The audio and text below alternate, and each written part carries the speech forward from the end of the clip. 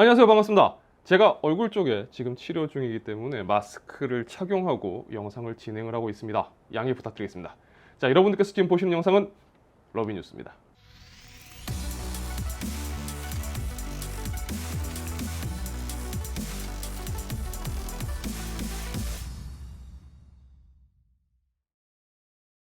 얼마 전 기가바이트가 랜섬웨어 해킹 그룹의 공격을 받아 자료 유출을 겪었고 협상에 문제가 생겨 유출된 자료 일부를 해킹 그룹이 온라인에 유포했다는 소식을 여러분들께 전해드렸습니다. 이 유포된 자료에 인텔 및 AMD 관련 비공개 자료가 포함되어 있는데 현재까지는 인텔보다 AMD 자료 유출이 훨씬 더 많은 것 같습니다.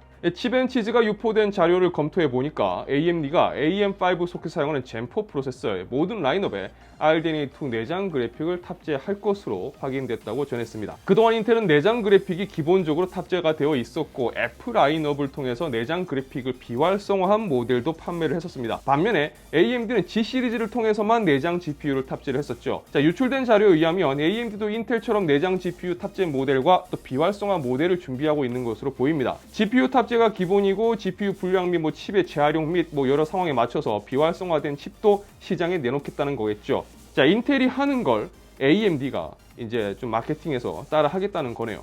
자, 또한 RDNA3 기반의 라디온 그래픽 카드가 디스플레이 포트 2.0을 지원할 것이라는 설이 나오고 있는 상황에서 젠4 라이젠 CPU도 자체적으로 디스플레이 포트 2.0을 지원하는 것으로 전해졌고, 이번 유출 자료를 통해서는 디스플레이 포트 2.0 항목이 빠진 다이어그램이 나왔는데 이 부분은 GPU 비활성화 모델의 다이어그램이 아닐까라고 추측이 되고 있습니다. 자, 어쨌든 차세대 라이젠 CPU가 준비가 되고 있고 AMD는 CPU를 통해서든 그래픽카드를 통해서든 디스플레이 포트 2.0을 채택하려고 하는 것 같습니다. 자, 그리고 기가바이트가 이 싼 똥을 통해서 AMD의 비공식 자료가 꽤나 많이 유출되고 있는데 어떻게 보면 우리는 이런 좀 숨어있는 자료들 접근할 수 있는 게 좀 재밌네요. 쏠쏠합니다.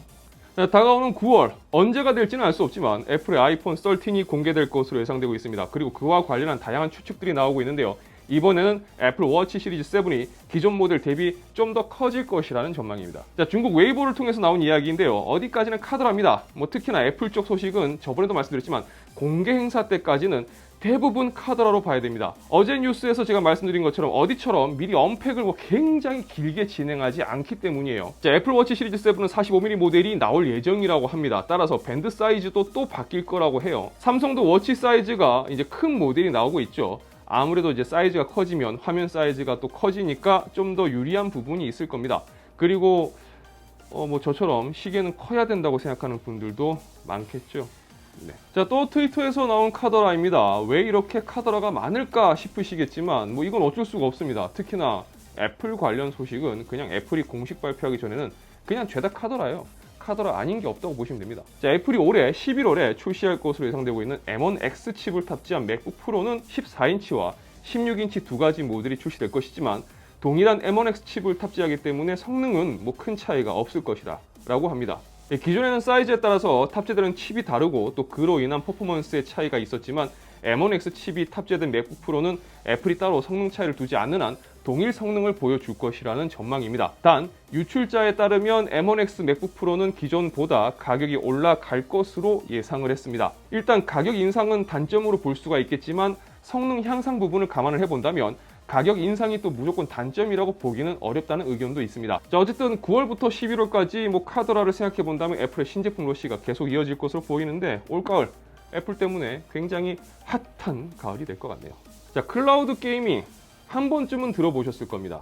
하지만 제 주변을 살펴봐도 그렇고 물론 제 주변이라는 건 대략 한 30대 후반에서 50대 중반까지의 성인 남성들이 줄을 이루고 있는 터라 클라우드 게이밍과는 좀 많이 어울리지가 않네요. 여튼 이 클라우드 게이밍을 사용하는 분들은 아직까지 소수인 것 같습니다. 그만큼 대중적으로 잘 잡기까지는 좀 더 시간이 많이 걸릴 것 같아요. 하지만 저는 클라우드 게이밍을 굉장히 잘 쓰고 있는 입장에서 말씀드리자면 초창기에는요, 이걸 어떻게 쓰라는 거지 였던 서비스 수준이 이제는 그래도 이 정도면 하는 수준까지 좋아졌습니다. 그렇게 보면 또 꽤 할만해졌다고도 볼 수 있겠죠. 그 중에 이 클라우드 게이밍 서비스를 대대적으로 푸시하고 있는 회사가 있습니다. 바로 마이크로소프트입니다.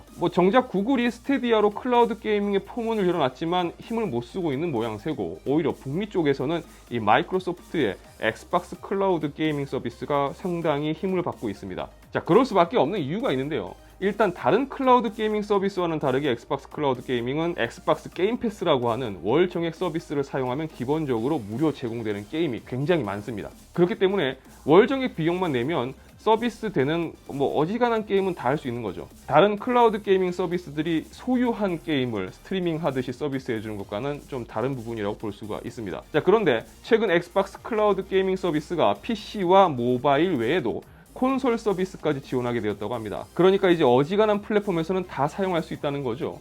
자, 이 소식을 제가 뉴스 영상에서 전달해 드리는 이유는 당장에는 굉장히 매니악해 보이는 서비스이지만 제가 보기에 어쩌면 그리 멀지 않은 미래에 게임 환경을 바꿀 수 있는 기술이라고 좀 보고 있기 때문에 여러분들께 이 소식을 전해드렸습니다. 반드시 마이크로소프트의 서비스가 아니라고 하더라도 클라우드 게이밍 서비스가 어쩌면 미래에는 이 PC, 특히 게이밍 용도로 사용하는 그 PC 하드웨어 구입이라든지 업그레이드의 문제점을 해결해 줄지도 모르니까요. 자, 이런 소식까지 포브스에 올라오는 걸 보면 저도 뉴스 검색을 할 때 한 번씩 깜짝 놀랄 때가 있거든요. 여튼 이런 소식을 포브스에서 다루네요. 마이크로소프트 트위터 계정에 그 윈도우 11 스크린샷이 올라왔습니다. 그냥 스쳐 지나갈 수도 있었을 이 스샷, 우측 하단의 시간을 보니까 2021년 10월 20일 오전 11시 11분으로 되어 있습니다. 결국 마이크로소프트가 이 스샷을 올린 이유는 윈도우 11의 출시일을 슬쩍 알려주기 위해서였다라는 의견이 이제 나오기 시작하는 거죠. 자, 어쨌든 추측이고 카더라긴 하지만 저 스샷에 있는 날짜와 시간이 예사롭지 않은 건 사실입니다. 일단 10월 20일에 출시될 것 그렇지 않나요? 네, 아마 윈도우 11으로 갈아타는 본격적인 움직임이 시작되는 건 내년쯤으로 봐야 될 겁니다. 그리고 인텔에서 최근 12세대 엘더레이크 관련해서 인텔이 앞으로 선보일 CPU 아키텍처는 윈도우 11에서 굉장히 훌륭하게 작동한다라고 밝힌 만큼 올 연말 딱 시점이 그래요. 그쵸? 왜냐하면 제가 들은 소식에 의하면 제가 들은 카더라요. 엘더레이크가 10월 중으로 나온다는 소식을 제가 들은 게 있어요. 물론 이거 진짜 다시 말씀드리지만 카더라요. 그렇게 따지면 10월에 윈도우 11 출시설 가능성 무시는 못할 것 같아요. 그쵸? 자, 마지막으로 업계 카더라 소식 전해드립니다. 솔직히 저 개인적으로도 믿는 것도 있어요.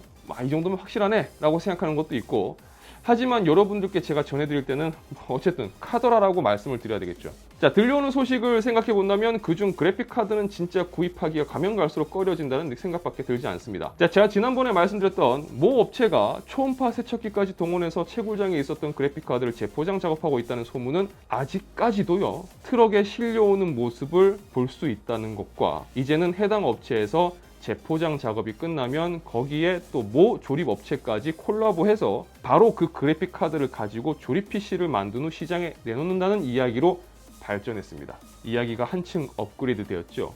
만약 이게 사실이라면 정말 쓰레기 아닙니까? 끔찍합니다.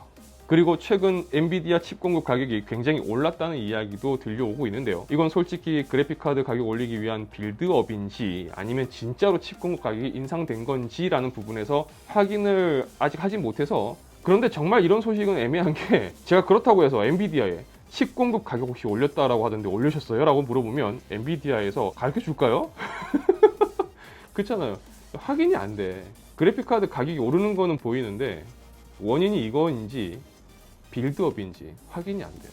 자, 또 뭐 브랜드의 직원이 어떤 방송에서 그래픽카드 입고 수량에 대해서 자신 있게 언급을 했는데 실제 들어온 물량은 그것과는 다르고 또 판매 업체는 재고 확보가 안 돼가지고 깝깝한 상황에서 알고 보니까 꽤 많은 물량을 그 브랜드에서 사전에 채굴 쪽으로 돌렸다더라 라는 이야기도 있습니다. 제가 이 내용을 전해 들었을 때는 굉장히 심각하게 들었어요. 뭐냐면 그 뭐 브랜드라는 부분이 사실 그렇게 하면 안 되는 위치에 있는 브랜드이고 그거를 사전에 그런 식으로 채굴 쪽으로 빼돌렸다. 어떻게 그럴 수가 있느냐 이런 거죠. 그래 놓고 대외적으로는 굉장히 그런 것과 관계없는 척 이중적인 모습을 보였다 이거죠. 네. 참 그래요. 깝깝합니다. 네.